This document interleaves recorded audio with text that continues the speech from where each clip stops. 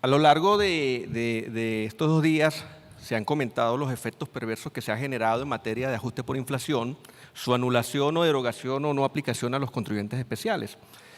También tenemos que tomar en consideración esos efectos que sobre esas rentas o esos resultados fiscales y financieros se ha generado o genera lo que es la variación cambiaria.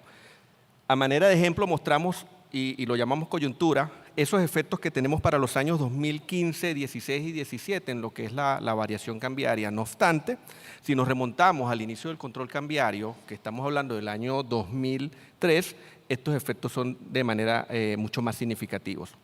Quizás a nivel de valores absolutos pudieran ser diferencias no muy importantes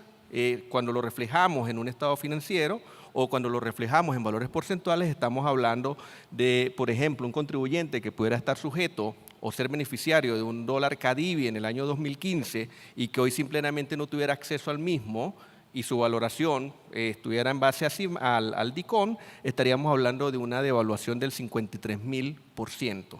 O si lo viéramos solamente el año 2015 al 2016, ese mismo contribuyente estaría reflejando una devaluación de un 10.600%. ¿Qué generaría esto? Pérdidas cambiarias,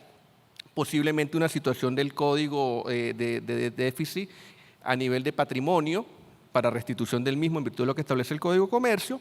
incremento de la valoración de los productos importados, lo cual no significa que exista un incremento del precio de esos productos, porque pudiéramos estar hablando de un dólar asociado a antes de la variación cambiaria o después de la nueva tasa de cambio, y definitivamente un incremento de los costos operativos, lo cual conlleva a una disminución considerable e importante de la rentabilidad. ¿Qué queremos decir con esto o por qué este abreboca? En materia de precios de transferencia, Venezuela adopta dicha normativa en el año 99,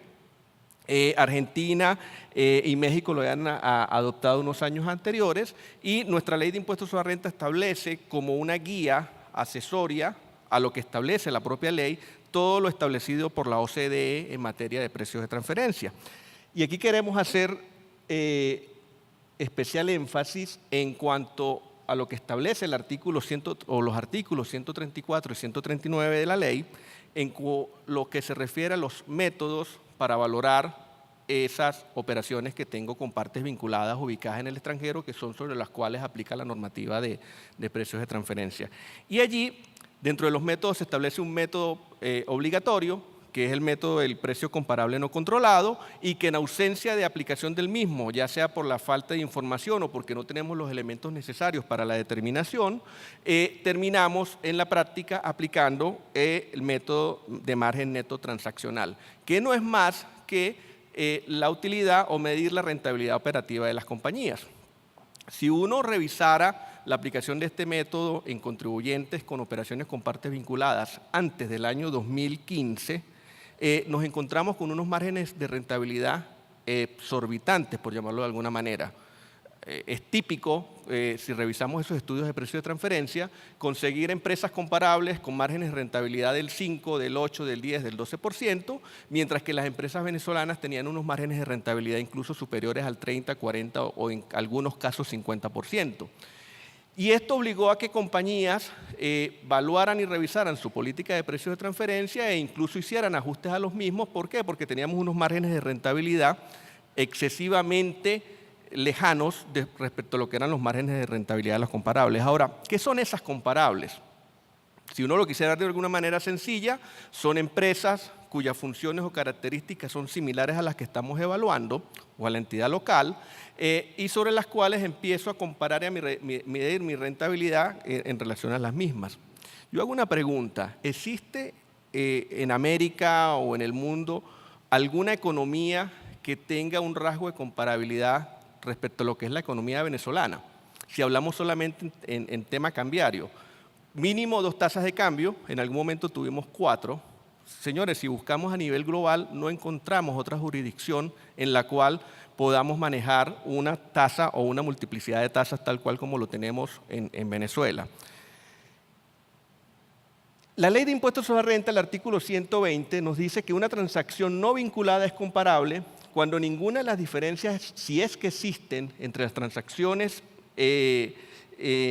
comparadas o entre aquellas empresas que llevan a cabo tales transacciones afectan materialmente el precio o margen del libre mercado y que pueden efectuarse ajustes razonables exactos para eliminar aquellos efectos de dichas diferencias.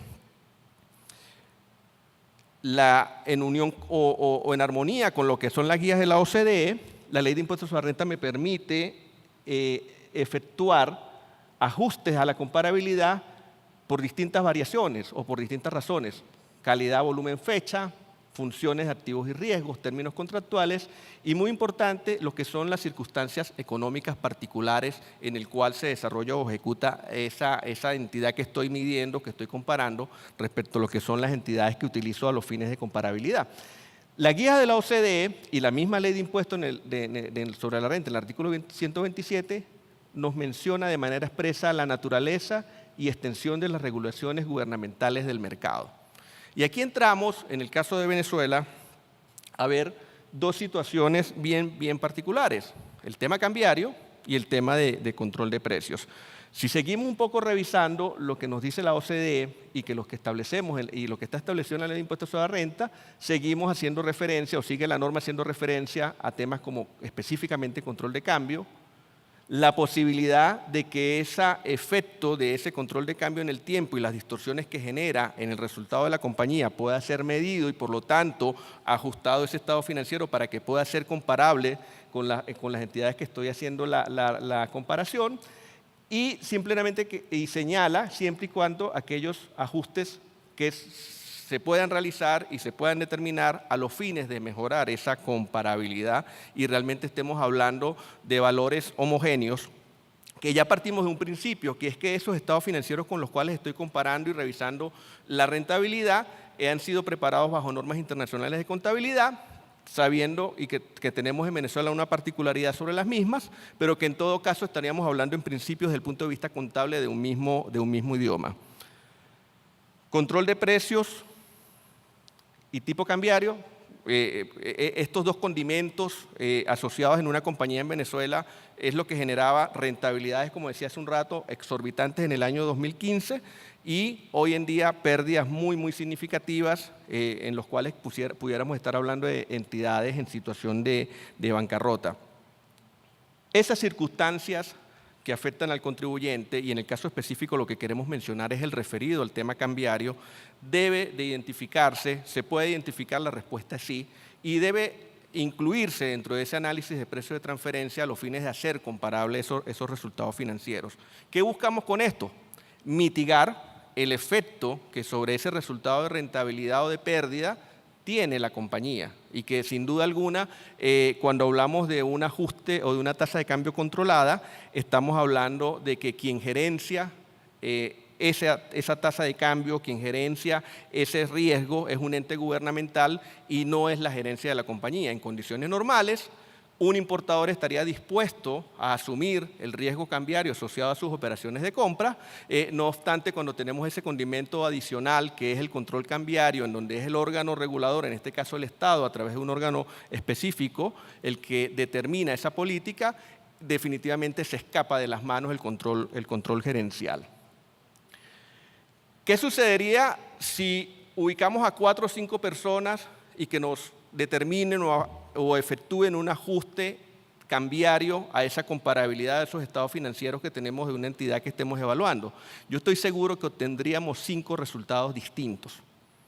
¿Y qué sucedería al final del día? El contribuyente, si lo vemos de cara al contribuyente, pudiera estar utilizando aquel resultado que le pudiera ser más favorable, y si lo vemos de cara a la administración tributaria, posiblemente la situación sería exactamente la misma, utilizar ese resultado que le fuere más conveniente a los fines de una mayor recaudación. Y esto ya lo hemos visto en otros casos,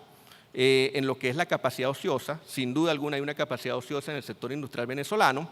en el cual ese ajuste de capacidad ociosa ha sido aceptado por la administración tributaria, no obstante la forma de cálculo de determinación del mismo ha sido totalmente distinto al que pueda haber realizado el contribuyente y ha generado ajustes en materia de precio de transferencia que ha conllevado a la determinación de impuestos adicionales. La propuesta es que se establezcan unas reglas mínimas de guía para que tanto contribuyente como administración tributaria tengan las reglas claras de cómo determinar ese ajuste al tema cambiario, el cual está claramente tipificado en la ley y en las guías de la OCDE, que puede realizarse, que puede ejecutarse, y eso ayudaría a que se respete el principio de derecho que tiene el contribuyente y de garantía, en el sentido de que vas a tener la seguridad